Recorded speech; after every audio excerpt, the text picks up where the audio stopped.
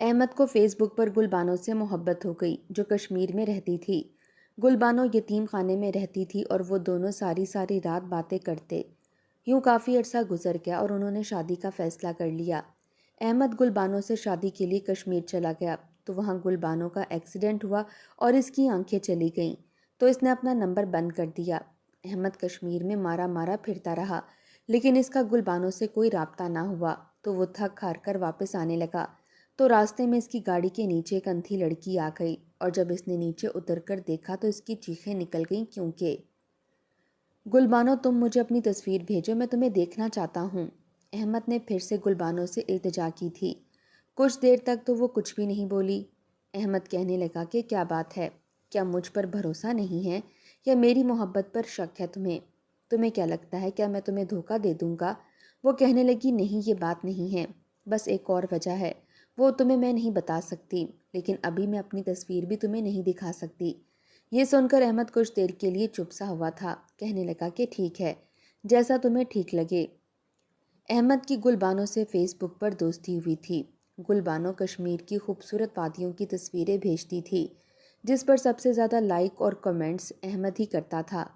وہیں سے باتوں کا سلسلہ شروع ہوا تھا۔ کہتا تھا کہ آپ کا کشمیر بڑا خوبصورت ہے۔ وہ آگے سے تھینکس لکھ دیتی، پھر میسنجر میں ان کی چیٹ کے ذریعے بات ہونے لگی۔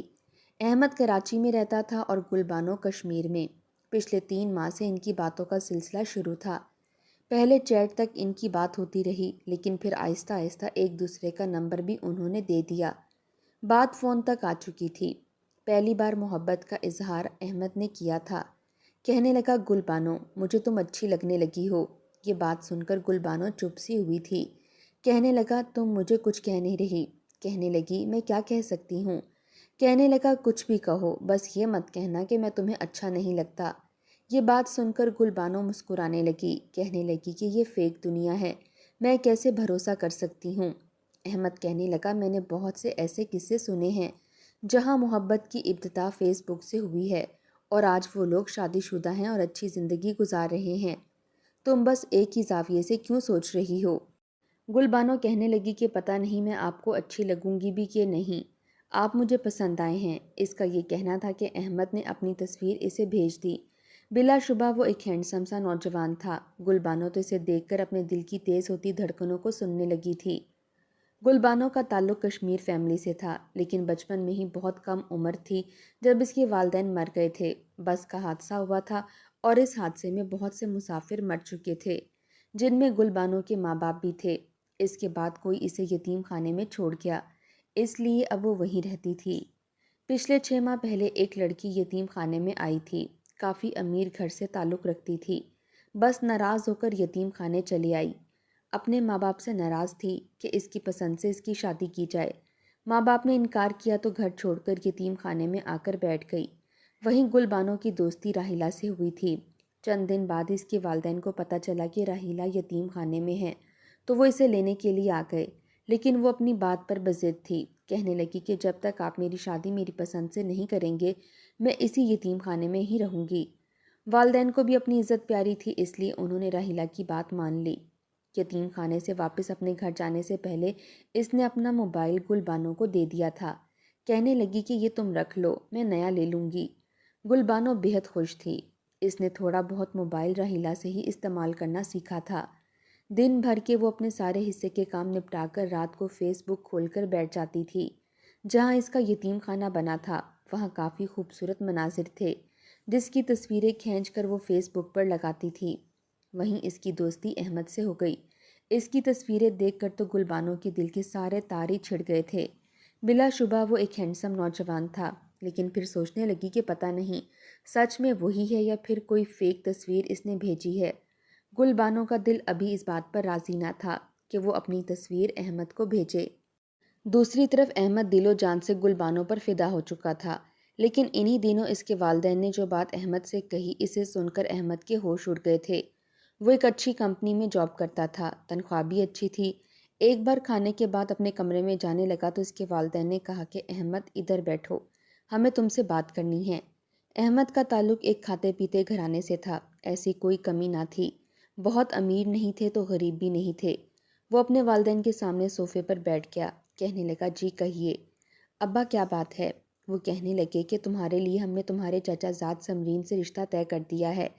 یہ سننا تھا کہ احمد ہتے سے اکھڑ گیا، کہنے لگا ابا آپ کیسے مجھ سے پوچھے بنا میرا رشتہ طے کر سکتے ہیں؟ مجھے شادی نہیں کرنی ہے سمرین سے۔ یہ سننا تھا کہ اس کے والد حیرت سے اپنے فرما بردار بیٹے کو دیکھنے لگے کہ اس نے آج تک کبھی بھی ان کی کسی بھی بات سے اختلاف نہیں کیا تھا۔ کہنے لگے کیوں؟ کیا برائی ہے سمرین میں؟ احمد کے والد کو اپنی بھتیجی سے بے تحاشا محبت تھی۔ وہ کہنے لگا بات برائی اور اچھائی کی نہیں ہے، پسند کی ہے۔ وہ مجھے پسند نہیں ہے۔ یہ سننا تھا کہ اس کے والد تو غصے میں آ کر کہنے لگے تو پھر کون پسند ہے تمہیں؟ مجھے بھی تو پتہ چلے۔ یہ بات سن کر احمد نظریں چرا گیا، پھر کہنے لگا کہ مجھے ایک لڑکی سے محبت ہے اور میں شادی اسی سے کرنا چاہتا ہوں۔ اس کے والد کو یہ سن کر بڑا غصہ آیا تھا۔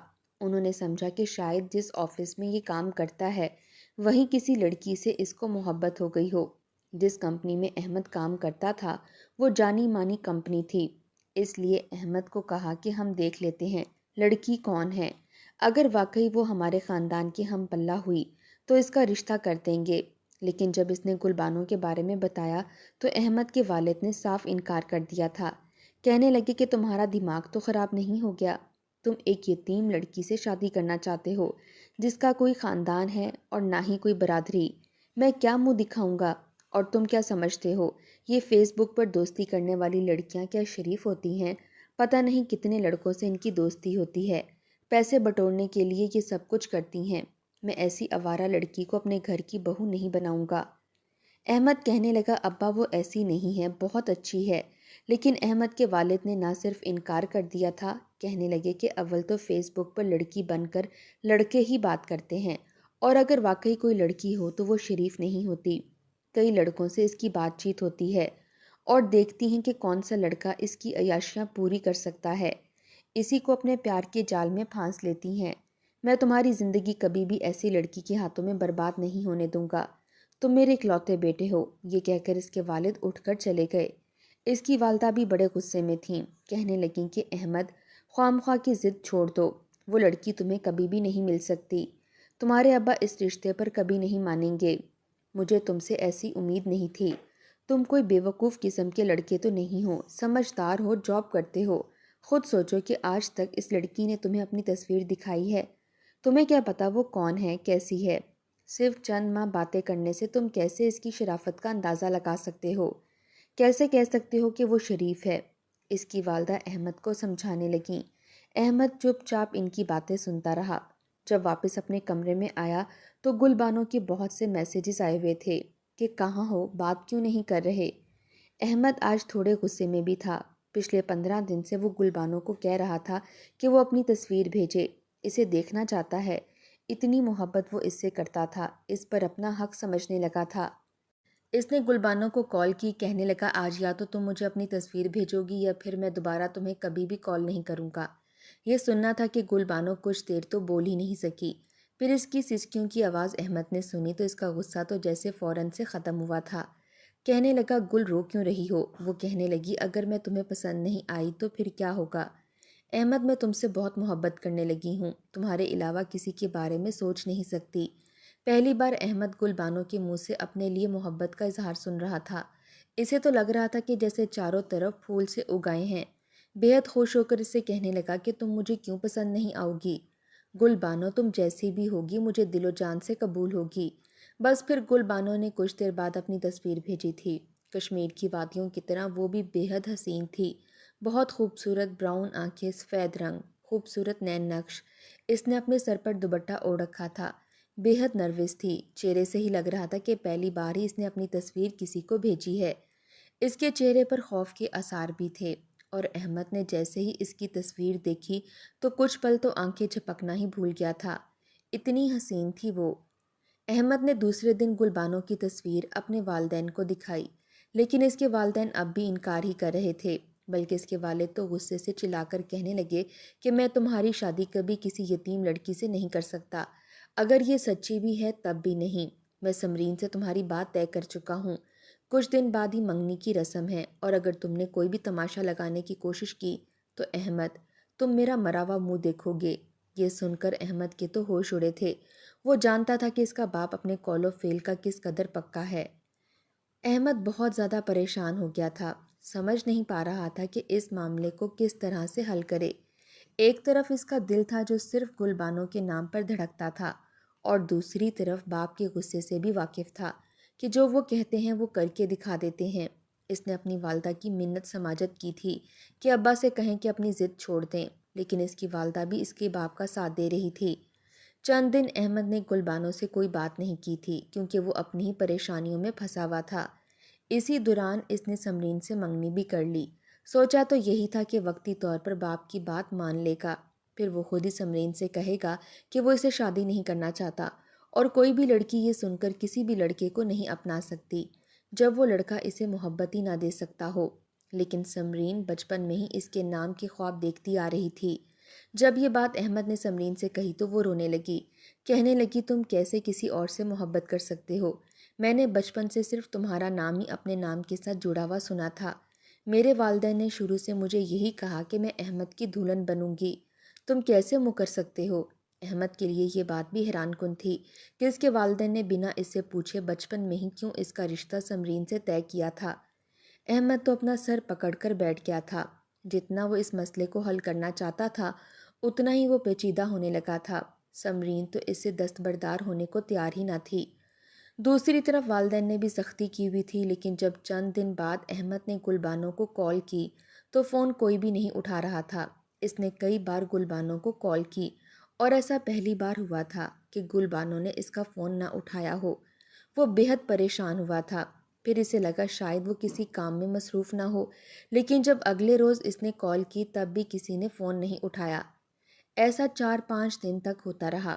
پہلے تو احمد کو یہ لگا کہ شاید چند دن احمد نے گل بانو سے بات نہیں کی اس لیے وہ ناراضگی دکھا رہی ہے، لیکن وہ یہ بھی جانتا تھا کہ وہ کبھی بھی احمد سے اتنا زیادہ ناراض نہیں ہو سکتی کہ فون ہی نہ اٹھائے۔ اب تو احمد کو پریشانی لاحق ہو گئی تھی۔ وہ ایک یتیم لڑکی تھی، یتیم خانے میں رہتی تھی، اور باتوں باتوں میں اسے یہ بھی بتا چکی تھی کہ یتیم خانے میں رہنے والی لڑکیوں کی مرضیاں نہیں پوچھی جاتیں، بس اگر کوئی ان سے شادی کے لیے آمادہ ہو جائے تو 2 بول نکاح کے پڑھوا کر اسے رخصت کر دیا جاتا ہے، چاہے وہ بوڑھا شخص کیوں نہ ہو۔ یہ باتیں جب احمد کے دماغ میں گردش کرنے لگیں تو اس کا دل ماہی بے آب کی طرح مچلنے لگا تھا۔ وہ کبھی بھی یہ برداشت نہیں کر سکتا تھا کہ گل بانو کی شادی اس کے علاوہ کسی اور سے ہو جائے۔ وہ تو چاہتا تھا کہ عزت سے اپنے ماں باپ کے ساتھ گل بانو کا رشتہ مانگا جائے، اسے نکاح کر کے کراچی لے آئے گا، لیکن یہ معاملہ تو سنگین سے سنگین تر ہونے لگا، اور اس کے بعد پھر 15 دن بعد بھی گل بانو نے فون نہیں اٹھایا تھا، اور پچھلے چند دن سے تو اس کا فون بالکل آف جا رہا تھا۔ وہ بے حد پریشان تھا۔ دوسری طرف جب سے سمرین کو یہ پتہ چلا کہ احمد کسی اور لڑکی سے محبت کرنے لگا ہے، اس نے یہ بات اپنے والدین کو بتا دی۔ اب تو اس کے چچا اس بات پر جلدی مچانے لگے کہ احمد کی شادی سمرین سے چند ماہ میں ہی کرنی چاہیے۔ احمد کی تو جان گل بانو میں بسی ہوئی تھی کہ وہ کیوں اس کا فون نہیں اٹھا رہی تھی، اس کا فون بند کیوں جا رہا تھا۔ دل میں 100 طرح کے وسوسے ستانے لگے تھے کہ کہیں یتیم خانے والوں نے اس کا نکاح کسی اور سے تو نہیں کر دیا۔ اب وہ سوچ چکا تھا کہ کچھ بھی کر کے کشمیر جائے گا۔ اس نے اپنے ماں باپ کو بھی اس بات کا نہیں بتایا کہ وہ چپ چاپ کشمیر جانے کے لیے سوچ رہا ہے۔ بس اپنے آفس میں 1 ہفتے کی چھٹی کی درخواست دی اور رات کے اندھیرے میں ہی اپنے بیگ میں چند جوڑے ڈالے اور کشمیر کے لیے نکل گیا۔ کراچی سے پنڈی تک کا سفر اس نے ٹرین میں کیا تھا اور ابھی کشمیر کی بس میں تھا۔ کشمیر پہنچ کر احمد کا رخ اس یتیم خانے کی جانب تھا جہاں کا پتہ گل بانو نے اسے دیا تھا۔ جب اس نے اس یتیم خانے میں جا کر وہاں کی انچارج عورت سے گل بانو کا نام لیا تو وہ حیرت سے اسے دیکھنے لگی، کہنے لگی کون گل بانو؟ ہم تو کسی گل بانو کو نہیں جانتے۔ یہ سن کر احمد کے ہوش اڑ گئے تھے۔ اس نے اپنے موبائل سے گل بانو کی تصویر دکھائی۔ وہ عورت کہنے لگی کہ ہمارے یتیم خانے میں بہت ساری لڑکیاں اور عورتیں رہتی ہیں اور سبھی تقریباً پٹھان ہیں یا کشمیری ہیں، ایک سے بڑھ کر ایک خوبصورت ہے، مجھے سب کی شکلیں تو یاد نہیں۔ یہ بہت بڑا یتیم خانہ تھا، اور عورت کہنے لگی کہ ہو سکتا ہے میں رجسٹر چیک کرتی ہوں۔ اس نے رجسٹر چیک کیا تو کہنے لگی کہ میرے اس رجسٹر میں گل بانو نام کی کوئی لڑکی نہیں ہے۔ یہ سن کر احمد کا تو دل بیٹھنے لگا تھا۔ کیا واقعی اس کے والدین کی بات سچی تھی؟ گل بانو ایک فیک آئی ڈی تھی، کوئی تعلق نہیں تھا۔ کیا اس نے سیراب سے محبت کی تھی؟ ایک مرد ہوتے ہوئے بھی اس کی آنکھوں سے آنسو جاری تھے۔ وہ فوراً سے وہاں سے اٹھ کر واپس چلا گیا۔ اپنی زندگی سے بالکل مایوس ہو چکا تھا۔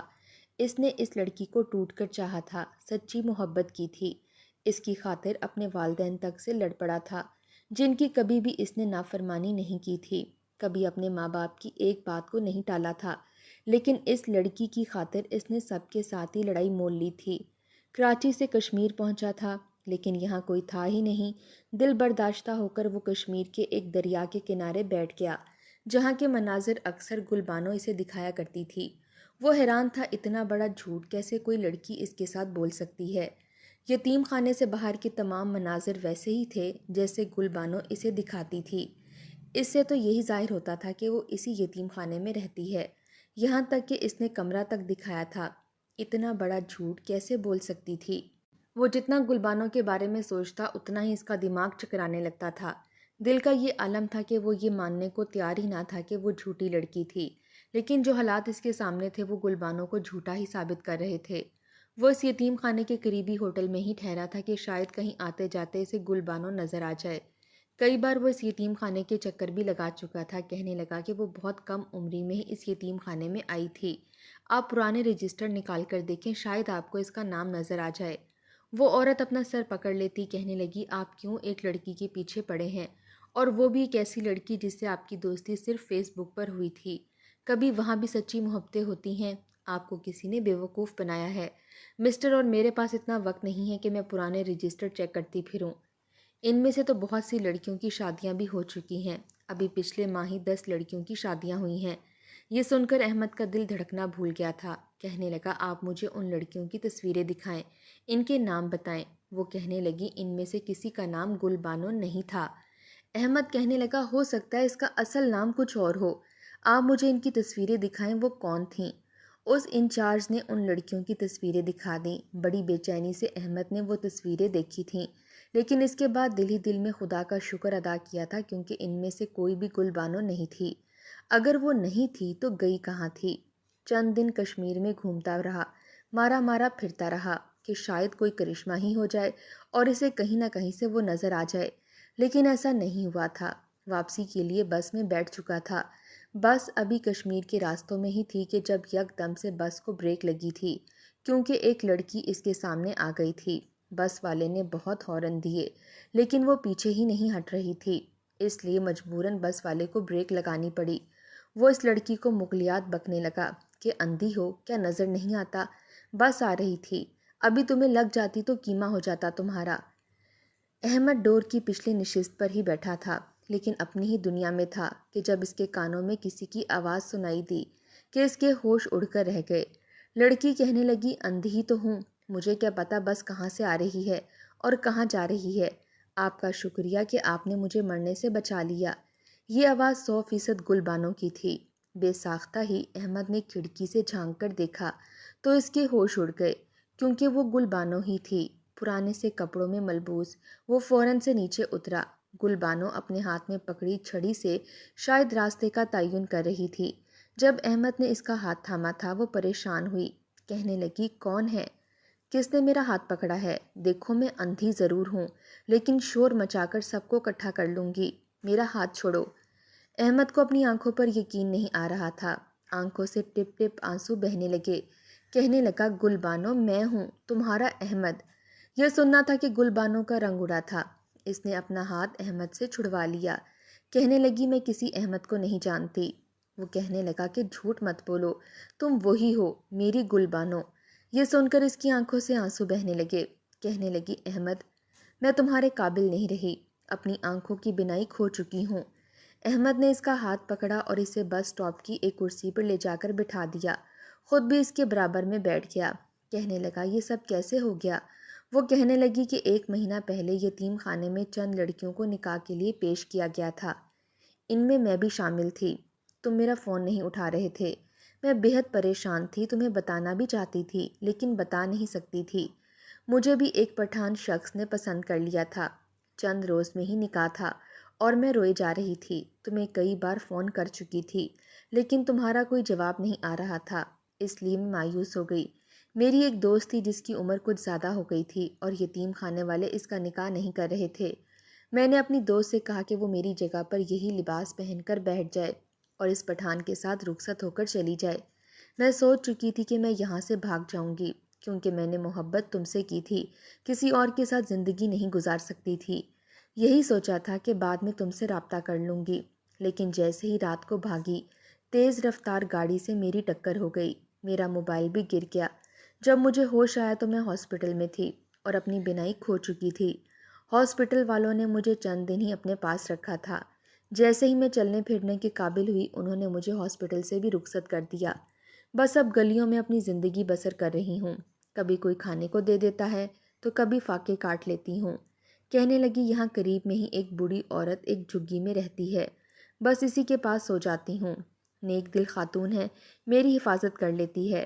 احمد نے اسی دن چند لوگوں کی موجودگی میں گل بانو سے نکاح کر لیا تھا اور اسے کراچی لے کر آ گیا۔ والدین نے پہلے تو بہت مخالفت کی، لیکن پھر اسے قبول کر لیا۔ گل بانو جیسی بھی تھی، احمد اس کے ساتھ خوشحال زندگی گزار رہا تھا، کیونکہ اس نے سچی محبت کی تھی۔